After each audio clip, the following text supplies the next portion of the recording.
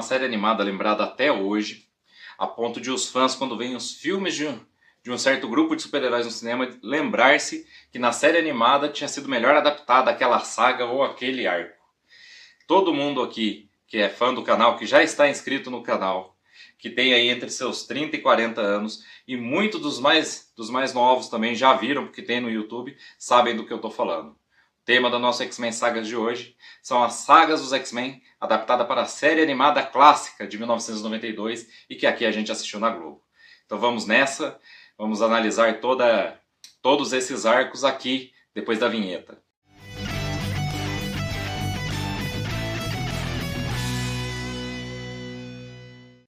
Olá, eu sou Inácio Santos, esse é o canal Fator X, o nosso canal sobre X-Men. Seja muito bem-vindo e muito bem-vindo mesmo. Inclusive já quero lhe fazer um convite, se é a primeira vez que você está nos vendo, ou se você já nos viu algumas vezes, mas ainda não se inscreveu no nosso canal, aproveite, se inscreva, dê um like nesse vídeo aqui, curta esse vídeo, eu tenho certeza que você, se assisti-lo até o final, vai gostar dele. Mas fique inscrito e ative o sininho para receber notificações de outros vídeos nossos. E se você é um entusiasta de X-Men, inclusive um saudosista como eu, que lá nos anos 90 estava correndo da escola, como eu disse aqui no vídeo do Morph, para chegar a tempo de, na hora do almoço, poder assistir os X-Men da série animada clássica, você não perde nada em se inscrever no nosso canal, porque muitos dos nossos vídeos que já aconteceram, nossos vídeos que já foram gravados, já foram publicados aqui no canal, tem referência a essa série animada que adaptou boa parte dos arcos muito importantes dos X-Men para o desenho. Adaptou, muitos vão concordar comigo, de maneira muito melhor do que foi adaptado em vários dos filmes da franquia Mutante da Fox até agora. E se você gosta do desenho, eu tenho certeza, se inscreva, ative o sininho que você vai gostar dos vídeos que nós vamos fazer futuramente também. Porque sempre que a gente pode, sempre que um arco que a gente está contando aqui teve referência em alguma outra mídia, seja filme ou seja série animada, você encontra essa referência aqui também no vídeo da série, aqui no vídeo desse arco, dessa minissérie, dessa saga aqui no canal. E a maioria remete à nossa saga, à nossa série animada favorita nos anos 90, que foi porta de entrada de muitos fãs. Então, muitos fãs para a equipe Mutante. Então não perca, se inscreva, ative o sininho. Eu tenho certeza, se você gosta da série animada, você vai gostar do nosso conteúdo aqui. Bom, essa série, da qual eu estou falando tão bem para vocês, estreou nos Estados Unidos em 1992, durou até 1997, teve 5 temporadas, 76 episódios e adaptou vários arcos clássicos dos X-Men, de A Saga da Fênix Negra, primeira aparição do Juggernaut, do Fanático, primeira aparição dos Sentinelas, a revolta das máquinas de molde mestre, Dias de um Futuro Esquecido, e também combinou a tudo isso toda a transformação que os X-Men passavam nos anos 90 nos quadrinhos da Marvel lá nos Estados Unidos. Toda a mudança dos X-Men que os tornava mais parecido com os super-heróis, que encaixava os X-Men nessa tendência, inclusive dos super-heróis anabolizados dos anos 90, né, cujo auge disso foi aquele Heróis Renascem e a Image Comics. Mas arcos ainda assim muito bons, apesar dessa transformação um pouco forçada pela qual passou, arcos que traziam muito do que foi a história pregressa dos X-Men. E esses arcos que nos surpreendiam nos quadrinhos no Brasil, nos surpreenderiam, né? Porque eles saíam com um pouco de atraso em relação à série animada. Você encontrava quase todos eles, quase todos os arcos desse período, até alguma equipe mutante criada nesse período você encontrava nessa série animada. Então, como eu já disse no começo, ela foi uma porta de entrada ótima, porque ela apresentava não só o passado clássico dos X-Men, mas preparava você para as revistas mensais, que no nosso caso nós éramos até privilegiados, se você pensar bem. Aqui no Brasil estavam começando a sair e você já reconhecia aqueles personagens, reconhecia aquela estética. E conhecia em primeira mão na série animada as mudanças pelas quais a equipe mutante estava passando. Primeira temporada da série animada, já em A Noite dos Sentinelas, e adaptar tanto aquela que foi, aparentemente, na série animada, né, o equivalente à primeira aparição dos Sentinelas nos quadrinhos, que nos quadrinhos aconteceu com a equipe original dos X-Men, que aqui foi mostrada, no Brasil foi publicada em X-Men Classic, e também a primeira aparição de Jubileu, que também é uma versão razoavelmente fiel ao que aconteceu nos quadrinhos para que ela entre na equipe, né, que pese que os inimigos dos X-Men nos quadrinhos, quando Jubileu entrou para a equipe, foram os carniceiros, aqui são outro tipo de antimutantes, que são os sentinelas. E também nós temos aí um gancho, um easter egg, por assim dizer, que tem uma missão dos X-Men que durante os vários interlúdios na saga da Ninhada, né? Falei aqui quando contei a saga da Ninhada recentemente, que durante o decorrer da saga da Ninhada, os X-Men saíram cumprir outras missões e tal. E uma delas, que inclusive eu não cito no vídeo, mas que está em Super Aventuras Marvel na mesma fase, é uma invasão ao Pentágono que os X-Men fazem com a ajuda de Carol Danvers, a então Miss Marvel, mas sem poderes. Seus poderes tinham sido drenados justamente por Vampira, que depois entraria para os X-Men, e que hoje é a Capitã Marvel que foi para os cinemas aí, adaptada no UCM. Com a ajuda dessa personagem, os X-Men invadem o Pentágono nos quadrinhos a pagar os registros sobre os X-Men, sobre a própria Carol Danvers, que o governo mantém para evitar que eles sejam perseguidos pelo governo, para evitar que eles tenham vantagem nessa perseguição aos X-Men, que o governo tem essa vantagem. E é a mesma coisa em A Noite do Sentinela. Os X-Men, após salvar Jubileu, vão invadir a agência que controla o registro de mutantes para apagar os dados sobre os mutantes que eles conseguiram, para assim os sentinelas não terem informação para localizar outros mutantes como localizaram Jubileu no começo do arco. Um destaque nesse arco, né, porque é um episódio em duas partes, A Noite dos Sentinelas parte 1 e parte 2, primeiro e segundo episódio da série. Temos também a morte do Morph, que nós citamos no último vídeo do canal de X-Men Principais Personagens, que eu vou deixar aqui nos cards para você conferir, se você ainda não viu. Esse episódio, em duas partes, A Noite dos Sentinelas, nos apresentou uma equipe que era principalmente a equipe azul dos X-Men. E a equipe azul era composta na época por Ciclope, Vampira, Gambit, Wolverine, Fera, Psylocke e Jubileu. E a versão que foi para a série animada só tinha uma outra troca de lugar. Então, no lugar da Psylocke, nós encontrávamos a Jean Grey, que fazia par romântico com o Ciclope, e que seria bem ruim de separá-la na série animada, porque não ia existir a série animada da equipe Dourada, que era a equipe liderada pela Tempestade, e a própria Tempestade, que era líder da equipe Dourada, também migrou para essa equipe na série animada. Nessa temporada foram adaptados também Programa de Extermínio, um arco muito importante dos X-Men, a primeira ida dos X-Men a Genosha, né? Foi adaptado no episódio Ilha de Escravos, um episódio muito legal, e que também apresentou o personagem Cable, né? Que estava presente em Programa de Extermínio, na série original Programa de Extermínio, que eu recomendo muito a vocês, que a Panini encadernou em um único volume de capa mole, dá para você dar uma conferida, e ainda ir procurar o desenho lá no YouTube para ver as semelhanças, né? É uma adaptação, claro. Bom, além disso, A Queda dos Mutantes, que daí já é um arco mais clássico, mais antigo que o Programa de Extermínio, mas que apresenta o Apocalipse e apresenta seus primeiros quatro cavaleiros a estrearem numa HQ, e a saga da transformação do Anjo em Arcanjo. Isso a gente vai poder conferir, né, no episódio dessa primeira temporada, A Cura, e depois na sua continuação vem o Apocalipse. E Dias de um Futuro Esquecido. E aqui a gente tem uma combinação de dois arcos importantes dos X-Men. É também um episódio em duas partes. Ele vai mostrar uma trama que gira em torno da adaptação da saga Dias de um Futuro Esquecido, que envolve a tentativa de assassinato do senador Robert Kelly. Mas também eles introduzem nisso elementos da Viagem no Tempo de Bishop, que já era uma coisa mais nova, uma coisa que eles introduziram nos próprios anos 90, né? O Bishop ia entrar para a equipe Dourada, liderada por Tempestade, e introduziu o conceito de que os X-Men tinham um traidor, alguém que se voltaria contra a equipe e causaria não só o fim dos X-Men, mas todo um futuro apocalíptico onde o Bishop nasceria.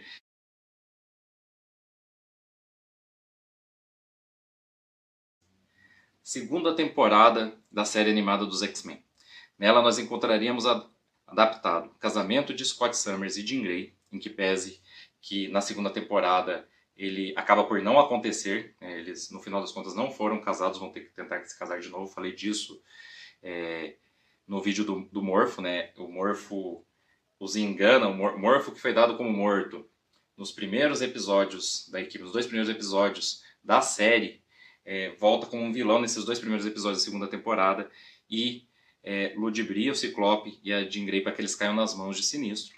Inclusive aqui quero fazer uma pequena errata. No vídeo do Morpho, X-Men Principais Personagens Morpho, eu disse que o personagem figurou em 4 episódios da série animada. Na verdade foram mais do que 4. Né? Só nessa temporada ele tem 4 episódios. Por quê? Nessa segunda temporada. Porque os 2 primeiros episódios, Até que a Morte Separe, parte 1 e parte 2, não compreendem toda a trama do Morpho. Mostra ele manipulando o Ciclope e Jean e fazendo eles cair nas mãos de Sinistro. E todas as traquinagens que eu citei que o Morpho faz nesse vídeo, X-Men Principais Personagens do Morpho, acontece nesse primeiro arco aqui, nesses primeiros 2 episódios. O Morpho, já nesse episódio, vai fazer o que eu disse no vídeo. Ele vai se rebelar contra o Sinistro e salvar os X-Men. Só que ele não vai voltar com os X-Men. O que acontece é que uma das traquinagens que ele fez, que eu também citei no vídeo, é que ele separa o Professor X do resto da equipe. Ele faz o Professor X achar que o Magneto precisa de ajuda e vai atender seu antigo amigo. E os dois vão ficar perdidos na Terra Selvagem durante toda essa segunda temporada. No final da segunda temporada vão ter mais 2 episódios onde o Morpho volta. Ele é encontrado pelos X-Men, mas é parte de uma armadilha de Sinistro. E nós vamos ter um confronto bem parecido com um dos 2 primeiros episódios da segunda temporada. Nesses 2 últimos episódios o Morpho vai de novo ser controlado pelo Sinistro, que na verdade nunca deixou de controlá-lo, porque o dispositivo que obrigava o Morpho a obedecer Sinistro continua inserido em seu crânio. E no final do episódio vai de novo se rebelar e conseguir derrotar Sinistro com um disparo de uma arma, do mesmo jeito que nos 2 primeiros. E aí sim é que ele vai voltar com os X-Men. E vai sentir muitas dores por causa do implante e o Professor X vai ficar de tentar remover esse implante. O Morpho vai voltar a aparecer ainda, né, uma 7ª vez, 4ª temporada, no episódio 56. Importante aqui, né, além dessa correção, dessa errata sobre o vídeo do Morpho, esses episódios importantíssimos que fazem parte do cânone do personagem, esses 6 episódios, eu encontrei eles no YouTube e montei uma playlist para você aqui. Se você ainda não assistiu o vídeo do Morpho, você pode conferir ele, agora que você já sabe, inclusive, onde nós nos equivocamos. E em seguida já pode assistir os 6 episódios, né? A Noite dos Sentinelas, parte 1 e 2. Até que a Morte Separe, parte 1 e 2. E Reunião, parte 1 e 2. E entender de vez o cânone do Morpho na série animada. Então, vou deixar aqui nos cards essa playlist para você dar uma conferida no cânone do Morpho. Na segunda temporada, nós também vamos conhecer as adaptações. A adaptação parcial de Gênese Mutante, porque vai ser apresentada a nós a origem do Ômega Vermelho. Vão ser apresentados a nós os Ex-Eternos, que são ali, pelo menos um deles, né, Kandra, que faz parte do cânone do Gambit, mas faz parte também da equipe que vai ser adversária da X-Force no título da X-Force dos anos 90, da X-Force original. Vai ser também mostrada e estabelecida a relação do Rei das Sombras com Tempestade, que na revista mensal dos X-Men foi estabelecida em vários flashbacks, né? O desejo que o Rei das Sombras tem por possuir essa mutante em especial e ter o controle sobre ela. Nós vimos lá em A Saga do Portal do Destino, vimos na primeira aparição do Rei das Sombras, contada retroativamente por Charles Xavier. Isso vai ser adaptado num arco dessa série animada também, dessa segunda temporada na série animada. Na terceira temporada, nós íamos ter uma parte muito importante do cânone do Wolverine, que foi introduzida nos quadrinhos nos anos 90, sendo adaptada para a série animada, né? Tem tudo isso compilado aqui, em Coleção Histórica Marvel Wolverine. E eu falei para vocês aqui no primeiro vídeo dessa nossa playlist, não a de hoje, a da semana X-Men Principais Personagens, que foi justamente dedicado ao Wolverine, mais a parte do seu cânone que tem a ver com o Projeto Arma X. Também foi adaptado X-Factor de Peter David e de maneira extremamente fiel, e é um dos episódios em que estabelece que antes da série animada começar já existiam os X-Men, porque o Homem de Gelo vai aparecer e o Wolverine vai dizer, não, ele é dos X-Men, mas ele é de antes da minha época, eu não conheço muito bem, vou falar isso para Jubileu. Então é importante porque os X-Men já existiam, as temporadas, a série animada só mostra o momento em que eles vieram a público. A terceira temporada também adapta a saga da Fênix Negra e a saga da origem da Fênix, de maneira bem fiel, em que pese que a ordem dos fatores está invertida, né? Os X-Men passam ao longo das outras temporadas dos episódios anteriores por várias situações que quem passou foi a equipe dos anos 90. Né? Então são 2 arcos, a exemplo do que foi Dias de Futuro Esquecido, bem adaptado e bem transformado, ali, bem mudada a cronologia para que ele se encaixe. Mas ainda assim uma adaptação muito boa, bem fiel, mostrando os Shi'ars, mostrando de quem, mostrando vários elementos importantes dessas 2 sagas, tanto da origem da Fênix quanto da saga da Fênix Negra. Com o diferencial que ele pega um atalho, né? No final, os X-Men conseguem sair com Jean Grey viva, separada da Fênix. sem passar com ela um tempo morta, como aconteceu na HQ original. Mas ainda assim uma adaptação muito boa. Quarta temporada.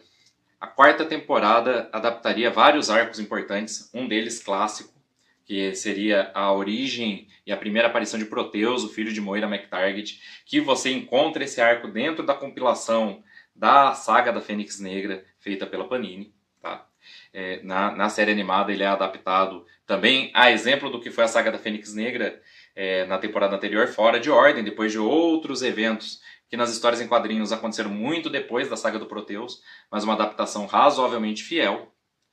Nós vamos encontrar aí também, nessa temporada, uma saga acima do bem e do mal, que tem vários elementos de uma outra saga muito importante, que estabeleceu muito do cânone do Cable, que é a Canção do Carrasco. Então nós vai mostrar um pouco do futuro de onde veio o Cable, o futuro dominado por Apocalipse. Vai mostrar a tentativa de liberação de um vírus que pode matar os mutantes, a exemplo do que foi a Canção do Carrasco. Uma saga que ainda vai ter vídeo aqui no canal, foi pedido pelos nossos inscritos e está aqui na lista de pedidos para ser atendido em breve, inclusive. O Santuário, outro episódio, um episódio em 2 partes, que vai apresentar mais da Gênese Mutante, vai apresentar o primeiro arco da revista X-Men de 1990, que tem a ver com o Magneto, fazer o convite aos mutantes para virem viver com ele no asteroide M, fora do planeta Terra, em paz, mas que seus planos vão ser prejudicados não só por uma tentativa de ataque do governo americano, mas também pela traição interna de Fabian Cortez, que vai terminar com Magneto dado como morto, e a culpa pela traição de Fabian Cortez, mas a culpa da morte de Magneto recaindo aos olhos de todos nas costas dos X-Men. Então um arco bem fiel ao arco original de Gênese Mutante, Aí os 3 primeiros números da revista X-Men de 1990, adaptado para a série em quadrinhos. E um outro episódio que é exemplo do que foi esse acima do bem e do mal, traz elementos, Então o episódio em 2 partes, o valor de um homem, traz muitos elementos de A Era do Apocalipse, pois tem lá uma viagem no tempo para impedir que Charles Xavier seja assassinado antes de fundar os X-Men e de que se produza um mundo sem Charles Xavier e, consequentemente, sem os X-Men. Esse é um episódio que remete muito à Era do Apocalipse, que também é um mega crossover mutante noventista. E aí vou fazer aqui um pequeno balaio de gato, porque isso não tem como ter sido adaptado, tá? Mas é bem interessante a coincidência. No episódio 62, também nessa temporada, nós vamos ter Laços de Família, mostrando a origem de Mercúrio e Feiticeiro Escarlate, que é a origem clássica, que é eles descobrirem que são filhos de Magneto. Mas que mostra uma coisa que eles fizeram de novo recentemente, que é ir até os Balcãs buscar sua origem, que aconteceu em Fabulosos Vingadores Contra-Evolucionário, porque lá, voltando à região onde eles foram criados como ciganos, eles vão encontrar no quadrinho moderno a sua relação com o auto-evolucionário. E aqui nesse desenho, alguns desses elementos já estão lá, porque eles faziam mesmo parte do cânone dos 2 personagens, só que no desenho, como na versão original, eles chegam à conclusão de que são filhos de Magneto, que era a versão que valia até pouco tempo atrás.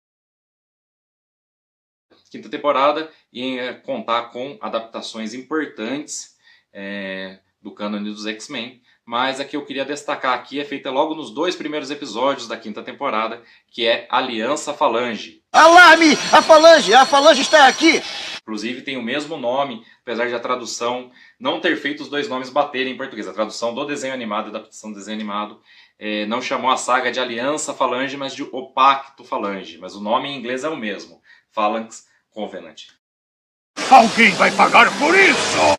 E esse foi o resumo da saga dos X-Men em sua série animada, que é um resumo onde eu listo as principais sagas que foram adaptadas para a série animada. Na verdade, se eu fosse falar mesmo sobre cada uma delas e como foi adaptado, isso daria uma playlist própria, que você inclusive pode opinar aqui nos nossos comentários, se você deseja, ou se você deseja saber melhor, mais especificamente de um arco, de outro arco, desses que eu citei aqui, e como foi na série animada. E lembrando vocês, uma parte pelo menos desses episódios foi publicada em histórias em quadrinhos pela editora Abril, nos 3 volumes da minissérie X-Men Adventures, cada um desses volumes em 4 edições cada um, e que é uma curiosidade interessante que você pode encontrar aí em sebos, bancas de gibi usado e no Mercado Livre e outros sites de venda de produtos usados pela internet, você tem chance de encontrar X-Men Adventures, X-Men Adventures 2 e X-Men Adventures 3, cada uma com 4 edições, e rememorar aí alguns desses episódios. No YouTube você encontra, não em ordem, não no mesmo canal, mas você encontra quase todos os episódios dessa série clássica. Às vezes o episódio dividido em 3, 4 partes, às vezes o episódio inteiro, mas você encontra para assistir e matar a saudade. Na nossa página, no Facebook, facebook.com/FatorXMarvel, vou colocar a lista dos episódios com o resumo de cada um deles para você dar uma conferida, ver qual você gosta mais. Vou deixar essa publicação aqui na descrição do vídeo, vai ser o primeiro link aqui na descrição desse vídeo, para você inclusive poder ver qual desses arcos, qual desses episódios você quer ver melhor esmiuçado aqui no X-Men Sagas no canal e fazer também seus pedidos, ou fazer simplesmente uma pergunta, uma dúvida lá na página mesmo que eu respondo lá, se for uma pergunta de curta resposta, né, que não vai dar um vídeo inteiro. Se for dar um vídeo inteiro, a resposta você vai encontrar aqui. E, inclusive, peço, volte ao canal para ver essa resposta e para ver as respostas às perguntas dos outros inscritos, porque sempre surgem muitas, e eu tenho certeza. Sobre o cânone dos X-Men, você que também é fã dos X-Men, vai gostar aí de saber muitas das dúvidas dos colegas, muitas coisas que você não pensa em perguntar, às vezes o outro pensa e você fala, nossa, é mesmo, não sabia disso. Então volte, fique conosco. Eu já pedi no começo, se inscreva no canal, ative o sininho, curta esse vídeo, compartilhe esse vídeo, ajuda muito a gente. E dê uma conferida nessa lista, o link vai estar aqui na descrição. Aqui na descrição também vai estar o link do Estúdio Maçã, nosso canal parceiro sobre X-Men. Não deixe de conferir, eu tenho certeza que você vai gostar. E eu encerro meu vídeo de hoje assim. No mais, muito obrigado e até a próxima.